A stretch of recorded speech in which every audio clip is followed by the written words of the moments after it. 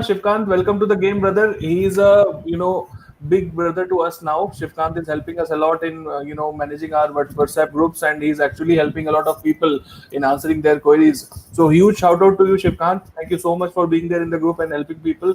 So now Shivkant is asking, is there any free open source DLP tool available for use? There are open source implementations of DLP, and to an extent, Shivkant, if your scale is small, you could script your way to create a customized DLP solution yourself. It's not that hard to achieve. It just depends on the scale. When your scale grows, I personally suggest to go for an enterprise solution, or go for like for a product, because then you have support. Because what happens when you try to implement an open source solution, a lot of support is not there. And when as you grow, so today you might implement an open source DLP and it may work for you 1 or 2 years down the line, but as you grow you might realize it's not able to respond to the scale, and then again you deploying a new solution might become a challenge for you, because DLP is a very sensitive activity. So that is something that should not be taken a risk with. In an open source DLP solution, a misconfigured rule may trigger false positives. So yes, folks, a huge problem that people have with improperly configured or chosen DLP solution is that they get a lot of false positives. Because even though it wasn't a malicious access or wasn't even a leakage, you get these alerts. So filtering those rules and alerts and changing rules and alerts as per configurations that you keep getting from the types of alerts from different types of users or different types of servers. I'm sorry, folks, this is raining outside, so you might hear a little disturbance. So that is important. So in that case, what I would suggest is try to manage the data first. Spend time on your framework, evaluate the type of the scale of data protection that you have, do a pilot with an open source DLP. But once you grow above a scale, you might want to go in for a more specialized product. Okay. So, Akshay, after that, Prakash Thakur has a question. He's saying, can a smartphone make any chance of data loss? He's asking, how can a smartphone, maybe, trigger a data loss? Can it happen? So in sorry, who was the gentleman? Prakash Thakur. Yeah, so Prakash, very good question. So what happens is when we brought in the concept of BYOD, when we brought in the concept of bring your own device, and when we are enabling people to access corporate data, that is the biggest example of a data leakage through a smartphone. You're accessing corporate data, you're accessing documents, you're accessing them through emails, you're accessing them through collaborative apps, and this is where you could kind of make a copy or store it in your mobile phone and then try to extract it. So this is an example. How do you thwart it is through a combination of DLP as well as MDM, mobile device management, which is like there to manage the BYOD policies and a BYOD environment. We haven't covered MDM and BYOD yet, but yeah, I mean, we are in that flow. So maybe in coming sessions, we will cover BYOD, mobile threats, and MDM as well, which should give you a bigger picture of all the types of threats that are that come in when a mobile phone comes into picture. Okay. Shivkant is saying thank you so much, Akshay. So Shivkant is showing his thanks. So thank you so much, Shivkant. Shivkant, I have displayed your pic as well in this video. I just got an option where I can show people how you look. So thank you so much. So now I am coming to Lalit Shekhawat. Lalit is asking, Akshay, if you can see the question on the screen, he's asking, to address disgruntled employees or internal threats, can we implement rule in DLP for employee on notice periods? So yes, that if possible, Lalit, actually very well said, my man. And are you already part of the DLP team somehow? Because this is a very great point. It seems like, because this is very in depth. Yeah. Because DLP policies, there are specific policies, Lalit, for employees on notice period. There are specific policies of people on probation. There are specific policies for vendors. There are specific DLP policies for these type of people, and stricter rules apply to different zones of these people. So a lot of accesses are removed when even when we talk about identity and access management. So kind of integrates with the IDAM. As soon as the IDAM tells you that this person is on notice period, the DLP in itself, it activates the policy of like a notice period employee. So yes, that is true. It does happen, and it does happen in practice. And if it is not being practiced, it should happen. So good A question. lot of And yes, people, you're right. yeah, Akshay, a lot of people are joining the stream now. I can see 17 people today. I'm glad you all are here. Any questions that you want to ask in terms of DLP, data classification, any questions in terms of otherwise information security, cyber security in general, HIPAA, SOC 1, SOC 2, GDPR, anything and everything. We are here to help So you guys. yeah. Feel free to So shoot. Yeah. during that time, since the question is there, I saw that there is a second part of to this question. If possible, explain with example rule. So let me go ahead and try to explain something like this. For example, let's say I am a senior manager, so I'm supposed to allow to have the capability of being able to share data outside of the organization, because it is required. I'm dealing with vendors a lot. So when I move to a probation period, I move from being able to access to allow to share to having heavily monitored for all the data that I am sharing outside of. So I may have privilege of sharing internal data to certain department, or sharing internal data to some type of a vendor, but that access may be revoked, and that violation or all that policy might be applied to me when I move to the notice period group of the people. So I hope that explains your question. So Lalit is saying thank you so much. So he's sending good vibes to us. Thank you so much, Lalit, for your appreciation and best wishes. So a lot of people are there on the live stream. I can still see 16 people here. Any questions in terms of information security, cyber security, in terms of jobs, in terms of interviews, in terms of anything, if you want to ask, feel free to shoot. I have Akshay with me. He is the guru. He will answer everything. Okay, that you are here to ask. Okay. So, Akshay, anything you would like to add before we conclude? And Yes. Yeah. Yes. Okay. So one question that people aren't, and I was hoping that they would ask this question, is that how do I evaluate a DLP solution? What are the parameters on which I'll be able to evaluate a DLP? Because there are so many products out there, and everybody is claiming their product to be the best. But when I'm evaluating a DLP solution, I'm not going to go in depth, but I'm giving you a certain pointers that will help you to know about what you're expecting when we're trying to evaluate a DLP solution. Is first thing you have to understand and ask them, what are the capabilities that the DLP has enabled? Does it include the endpoint network discovery? Does it include data at rest, data in transit, endpoint, server, database discoveries as well? Is it supporting all types of platforms? See, here is the key. A lot of people will come in and they say, no, this is only used for Windows as a platform. Is it supporting Linux? Is it supporting different flavors of Linux? You might be using Red Hat, you might be using CentOS, you might be using Mac. So is it supporting all platforms, your DLP solution? That is one of the points. Is it also protecting against an external threat? For an example, should an external person try to access it, is it differentiating between internal and external as well? That could be one of your criteria. How is it performing data inspection and classification in terms of content and context? Make them explain with an example, or with your example in case, that how they are going to perform contextual analysis. A lot of them only focus and try to sell you content based discovery and classification, right? That is why I stress so much on the classification aspect, love, so that this becomes a little clearer. Then, are you dealing with unstructured data as well? How are you dealing with this? Is it going to be, so the detection mechanism is basically to say that there is an event-based mechanism in the detection and alerting, and there is a policy violation also. So I have a policy. If that policy is violated, I'll be getting an alert, and I can also define specific events. So are you doing both event-based and policy violation-based detection and alerting? And yes, how much are you doing it from an agent? Is the agent going to consume a lot of resources at the endpoints and the servers?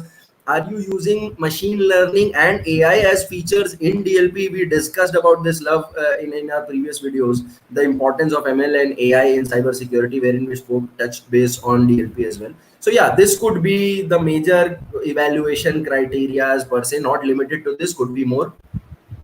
Yeah, so I have a question on the screen now. Akshay Chitranshu Jain is asking a follow-up question. He's asking, if we block USB port, what are the other possible ways that we suggest to internal users for sharing the data? Are you saying, I mean, we won't suggest it, right? Because we are here for protection. But yes, from an, I mean, what, do it over email. Do it over email. Send it to the proper person, CC your manager, so that everybody knows. If you use USB, then you're kind of follow the proper channel of sharing. And USB storage, USB port blocking, and detecting if somebody is trying to access or copy data from USB is one of the use cases of a DLP, by the way. Just to give an extra. So Chitranshu, I'm not very sure what your question is. If your question is that, so we do have to block USB port, that is there. A DLP has the feature of identifying, or a DLP framework should address the fact that if somebody tries to copy data into a USB drive, there should be an alert notification and the copy should not happen. That should be the capability of a DLP framework or a DLP solution. If you're asking that, if you're blocking everything, then how am I supposed to share data? Your email, because that is also monitored, and that's the proper channel of doing it. A secure way of is never copying it through USB and sharing it. There are other methods also. For example, they can use SharePoint implementation. They can use OneDrive, Team Drive, Shared Drive. A lot of things are there. They can use that also. Akshay. So cool. Yeah, but do not do it over a USB. You rightly mentioned that. So after that, Prakash Thakur is saying how we protect data on the cloud. Okay, so very big question, Prakash. It's actually very big, and I think we should not answer it now because it needs a session in itself. Yeah, so cloud-based data protection is a feature of DLP and should be addressed when you're doing data classification. Okay, let me answer this just from data classification and DLP perspective. I'm not going to take this in an asset-based protection and going into the whole cloud, because I believe this should be covered when we're talking about cloud security as a concept. And I think, love, we should do it sooner, because a lot of people keep coming up with questions on cloud here and there. Yeah, cloud is very. Yeah, so just to give a very high level overview, cloud security is a twofold thing, because some of the environment is in the cloud is a sole responsibility of the cloud service provider that you have, and some are the different items which is a sole responsibility of the customer. So absolutely we need to do a video on this. There is a clear segregation which is laid out there. People should know, people should understand what are the things that they need to look after and what are the things that the service provider will look after. Go ahead, Akshay. Right. Yeah. So from a classification perspective, Prakash, if you have data that is being stored on cloud, you need to address the fact that when you're talking about data in storage and data in transit, even your cloud as an asset, even a cloud as an endpoint or a server comes in. So your DLP solution should have cloud-based monitoring, detection, and the monitor, detect, and protect aspect of it. That those features should be enabled in your DLP. You should understand that you're also now, even from a human perspective, from a non-solution perspective, you're observing how data is being stored on the cloud, how data is being shared within cloud or separate instances of clouds, and you have to protect and put the proper security controls and define proper security policies and define what happens when a security policy is violated. So cloud just becomes an aspect of it. But data protection or information security or cyber security on cloud is a separate topic, and I believe should be taken up separately. So after that, a very important job related question, Akshay, on the screen now. Sai Manoj Kumar is asking, Sai, welcome to the group again. Sai is a returning member, Akshay. He was there yesterday also. So Sai, thank you for so much for becoming a part of this community, first of all. So Sai is asking, I think he's asking from a career aspiration point of view, Akshay, how to transform from an IT support engineer to information security engineer, because I think he's getting a lot of sense. He's making a lot of sense from these videos. So he's concerned to, change his career altogether. I don't think he can do it, So I think, Akshay, you need to tell him that path from which he can. I think he will need a professional guidance, Akshay. I would think that. Yeah. So Sai, to answer your question is that if you want to move into information security as a domain, the very first thing is you need to have your concepts clear. You need to understand what type of a profile are you looking for, because information security engineer as such, it may be a designation, but you have to understand the role that you want to get into. Do you want to get into network security? Do you want to perform vulnerability analysis? Do you want to support products and solutions?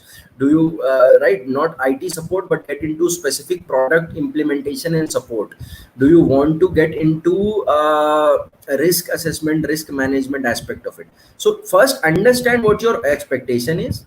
You have to also, the factors are at what level are you. If you're at a basic level, the switch will be at a basic level. You might have to take a couple of positions down, because you might have to. So first understanding the concept. If you're going targeting something for a higher level, you require heavy skill set, you require a professional, I mean a practical knowledge, applicational knowledge, understanding of organization. So you might want to start with understanding how information security is working within your organization. First get a sense of how this is flowing, then get a sense of what kind of a role do you want to get into. Do you want to get into SOC? Do you want to get into assessments? Do you want to get into red team? Do you want to get into blue team? Do you want to get into risk team? Basis on that, then you decide that these are the things that are required. You could go ahead and try to learn things from a knowledge perspective if you're doing for a freshers point of view. If you're going to look for a higher position, you might want to go in for some professional grade training where they teach you the concepts. Much like we do, we have professional courses that are out there, and we teach people not just the concept but also the applications, real world use cases and scenarios, our experience as consultants, as practitioners for risk management, or vulnerability assessment, penetration testing, or forensics, or security operations center, or incident response, anything and everything. So lot of things out there, but first you need to clear your head and first decide what is it that you want. Should you have confusion in the type of thing that could be suitable to you, like Love and me have been saying, there is an email ID. Just drop in an email, give us a call. We might sit with you and help you understand what is the best suited role for you and give you some level of guidance. Yeah, just to add, Akshay already has a lot of batches which are running through the same, pipeline, where people from different industries are actually transforming themselves into the security and cyber security domain. So you can, of course, refer to the description there and get yourself, maybe just. And Sai, one thing that don't stop yourself is if you're asking it this for yourself, go ahead and explore it, man. Cybersecurity is a great industry to work in. It's a long sustaining career, and it's fun to know that we are part of the securing team. We are responsible for securing an organization, so it's a huge responsibility and it's great work. So congratulations on even thinking about switching to cybersecurity. Yeah, absolutely. So Prakash Thakur now wants to know about a couple of things. He is saying what is data beacon and what is a covert channel? Okay. Prakash, I believe we can take these specific questions at a separate level, because it seems like you are heavily involved in DLP. Maybe we can get on a deeper discussion somehow. Or maybe he needs a professional help, I think. Yeah, I mean, what is the intention of the question is more towards maybe he has some specific problem or a specific point that he wants to get cleared. Maybe.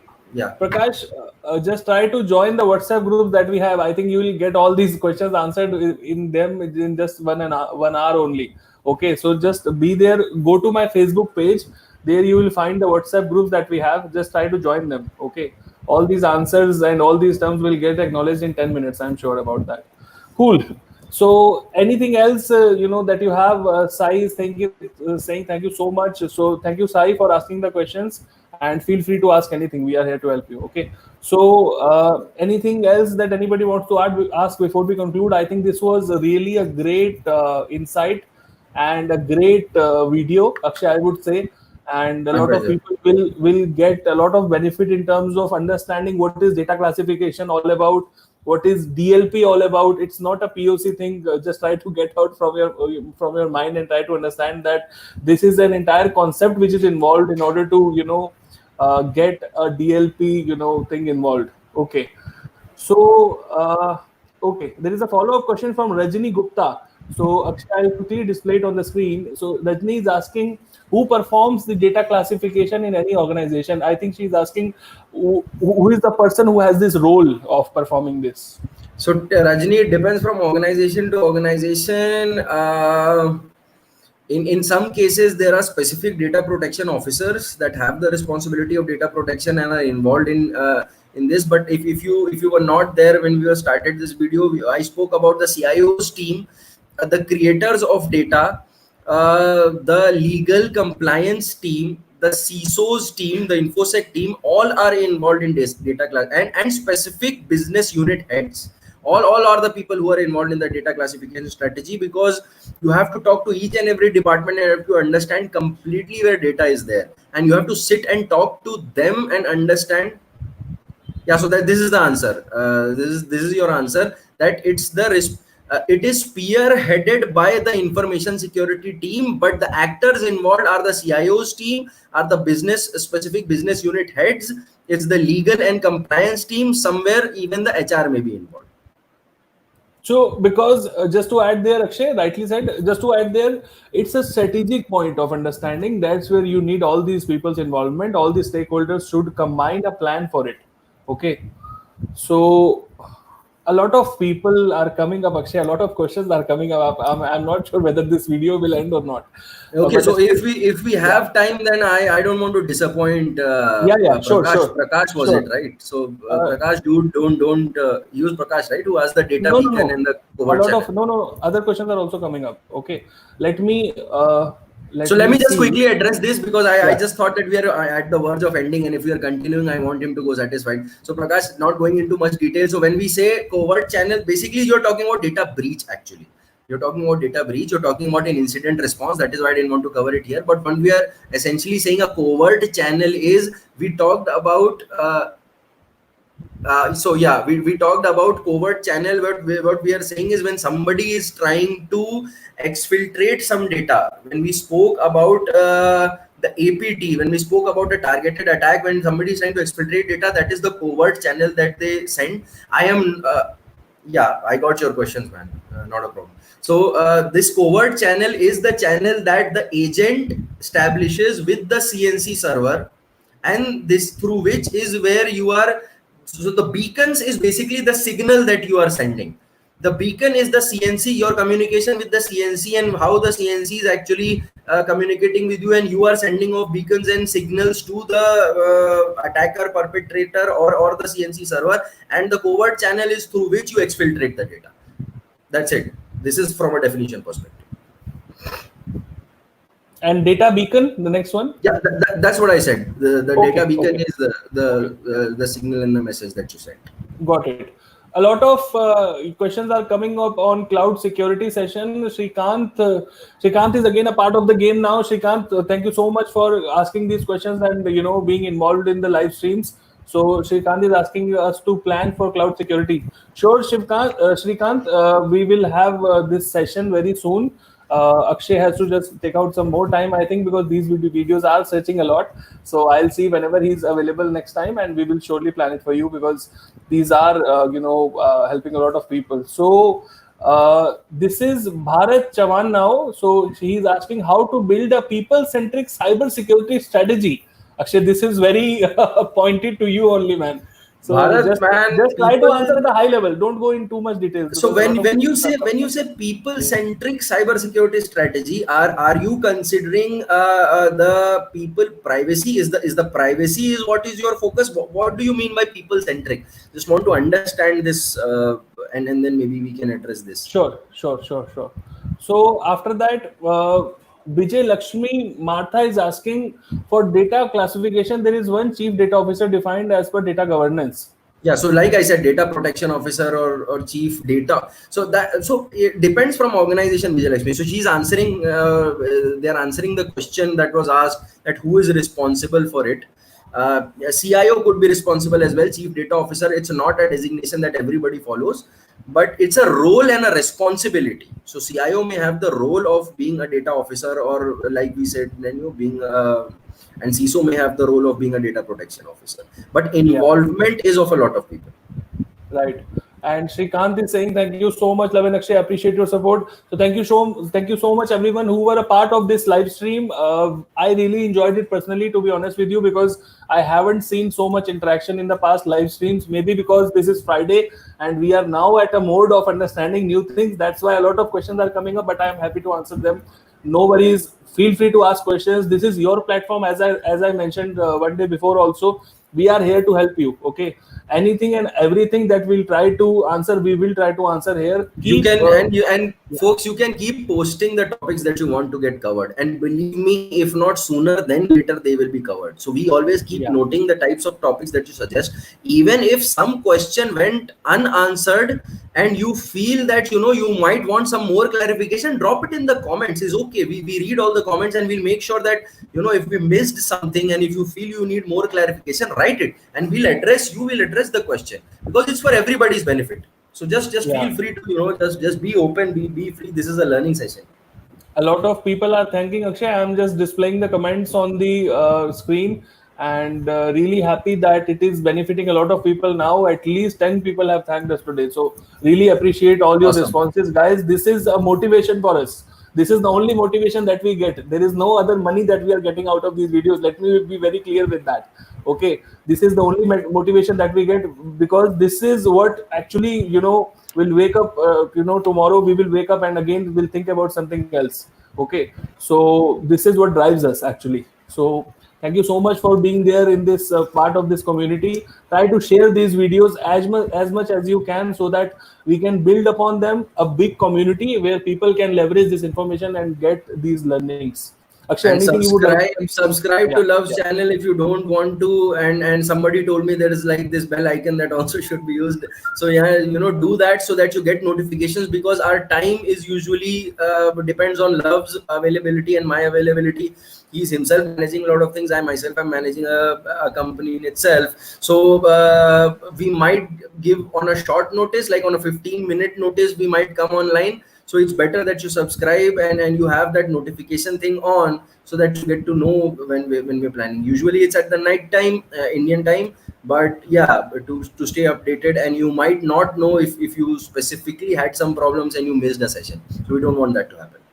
Yeah, and just to add one more thing, since a lot of layoffs are happening, so I'm again and again touching on this important aspect of things.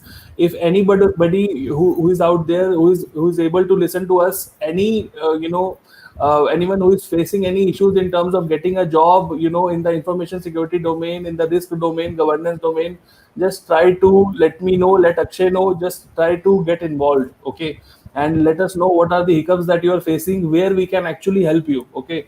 This is a forum that you can actually reach out to. So Akshay's number and all the details are there in the description. Feel free to reach out to him. You can reach me on the Facebook page also. I have also mentioned the Facebook page here for your reference in these videos as well. So feel free to reach out, guys. Do not think that you are alone in this, okay? We are doing all this just for you. So we would like to help you out in the job search aspect as well, okay? So do not think that there's anything stopping just for asking these questions. So Lalit is saying thank you so much and appreciate all your time and help. Thank you so much, Lalit. This feedback is really helpful. Yes, man. Yeah, thank you so much, Lalit. So cool. So I think Akshay, great video again. I would say 1 hour just went by just like anything, and still I have 13 people watching, which is a great thing in itself. And really appreciate your time. Really appreciate all the time that other people are spending. Just stay safe, because staying safe is very important these days. Do not try to go out of your homes without any particular need. Just try to watch out for yourself and your family. Thank you so much for spending your time with us. Thank you. Bye-bye. Thanks, folks. Bye-bye. Have a great